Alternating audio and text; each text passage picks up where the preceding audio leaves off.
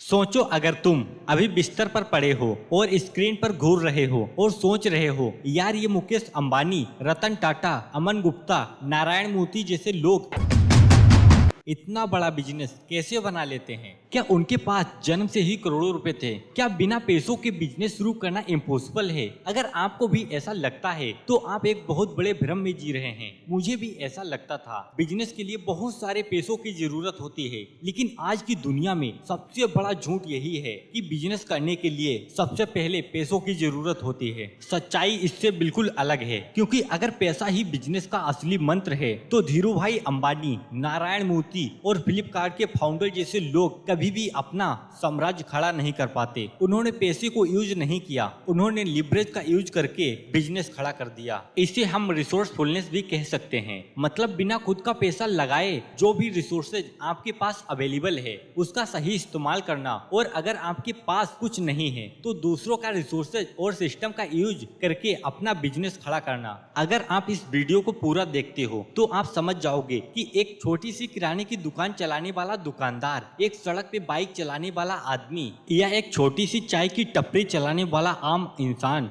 यह सब लोग एक दिन 100 करोड़ का बिजनेस खड़ा कर सकते हैं। और यह कोई फिल्मी कहानी नहीं है, बल्कि एक ऐसा सीक्रेट फार्मूला है जो हर एक सक्सेसफुल बिजनेसमैन ने फॉलो किया। और सबसे बड़ी बात यह है, यह फार्मूला कोई भी यूज कर सकता है बिना एक पैसा लगाए। मैं आपको वो छुपे हुए सीक्रेट बताने वाला हूँ जो दुनिया के सबसे अमीर लोग जानते हैं।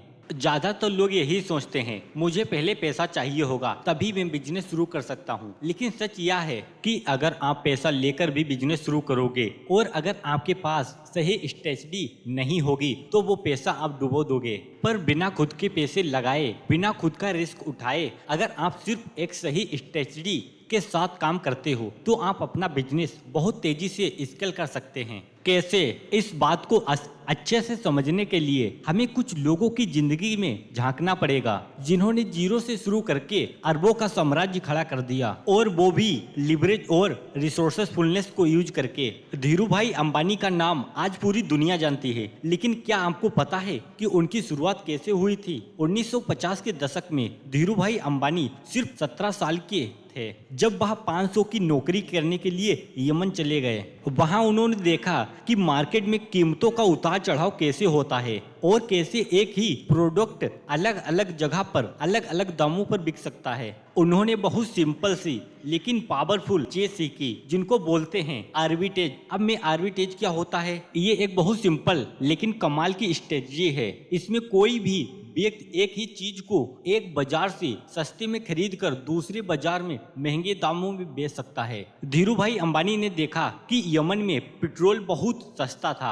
और भारत में काफी ज्यादा महंगा था, तो उन्होंने वहां से सस्ते दामों पर खरीदा और भारत में ऊंचे दामों पर बेचना शुरू किया। अब आप बोलोगे क्या बात कर रहे हो, आपने तो कहा था कि बिजनेस के लिए पैसा नहीं मायने रखता। थोड़ा सब्र रखो, आपको बताएंगे किस तरह उन्होंने पेट्रोल खरीदा। इससे उन्हें बहुत मुनाफा हुआ। जब वह भारत लौटे तो उन्होंने कपड़ा मार्केट में एंट्री ली, लेकिन यहाँ पर एक बड़ा सवाल, अगर उनके पास खुद का पैसा नहीं था तो उन्होंने बिजनेस कैसे शुरू किया? यहीं पे आता है कॉन्सेप्ट लिवरेज का। उन्होंने कभी खुद का पैसा फैक्ट्री में नहीं लगाया, उन्होंने कभी खुद के पैसे से कपड़ा नहीं खरीदा, बल्कि उन्होंने पहले ऑर्डर लिया, माल खरीदा, मतलब पहले कस्टमर का पैसा फिर डिलीवरी। रिलायंस का आईपीओ सिर्फ 10 रुपये शेयर पर लॉन्च हुआ था और उस समय 57,000 लोगों ने इस कंपनी में इन्वेस्ट किया। आज रिलायंस सिर्फ एक कंपनी नहीं बल्कि 19 लाख करोड़ की इंडस्ट्री है। अगर तुम्हारे पास पैसा नहीं है तो दूसरों के पैसा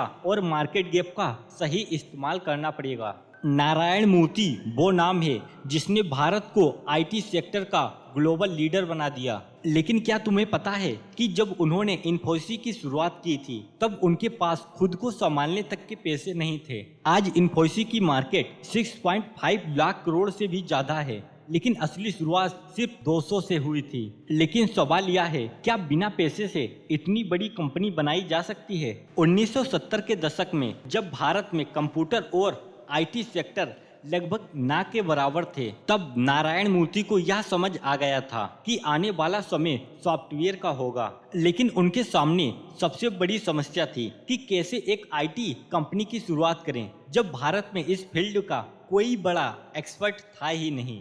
यहाँ पे भी उन्होंने लिवरेज का इस्तेमाल करना शुरू किया। उन्होंने साथ मिलकर एक सॉफ्टवेयर कंपनी की शुरुआत करी। उनके पास ऑफिस के लिए जगह नहीं थी, लेकिन उनके पास क्लाइंट्स भी नहीं थे, लेकिन उनके पास एक चीज थी, नॉलेज। जब उन्होंने देखा कि अमेरिका और यूरोप की बड़ी कंपनियों को सस्ते और लेकिन टैलेंटेड सॉफ्टवेयर इंजीनियर की जरूरत थी और भारत में बेहतरीन इंजीनियर्स तो थे ही, लेकिन उनके पास मौके नहीं थे, यही था उनका मार्केट गैप। उन्होंने सोचा कि अगर हम भारतीय इंजीनियर्स को ग्लोबल कंपनियों के साथ आईटी कंपनी की शुरुआत हो सकती है, लेकिन यहाँ पे एक बहुत बड़ी चुनौती थी। अगर उनके पास कोई कंप्यूटर ही नहीं था, कस्टमर तक पहुँचे कैसे? यहाँ पर फिर से एक लिवरेज का इस्तेमाल हुआ। इन्फोसिस ने अपनी पहली डील साइन की डाटाबेसिस कॉर्पोरेशन न्यूयॉर्क के साथ। लेकिन ध्यान देने वाली बात यह थी कि इन्फोसिस के पास अभी तक कंप्यूटर नहीं थे। मतलब उन्होंने पहले क्लाइंट से पैसे लिए, फिर उन्हीं पैसों से कंप्यूटर खरीदे और प्रोजेक्ट पूरा किया। यही होता है स्मार्ट बिजनेस, जहाँ पहले पैसे लाओ फिर सर्विस डिलीवर करो। इन्फोसिस का पहला साल बहुत मुश्किल भरा था। पैसे नहीं थे, लेकिन टीम में एक चीज खास थी, दूरंदेशी।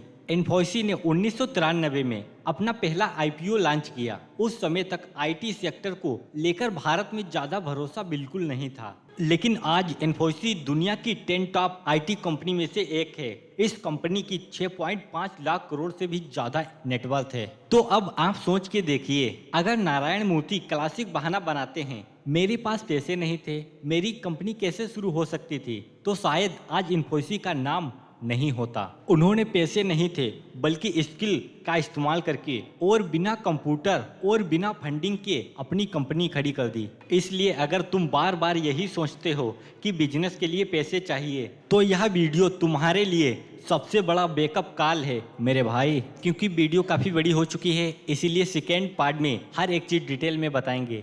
आज के लिए इतना ही।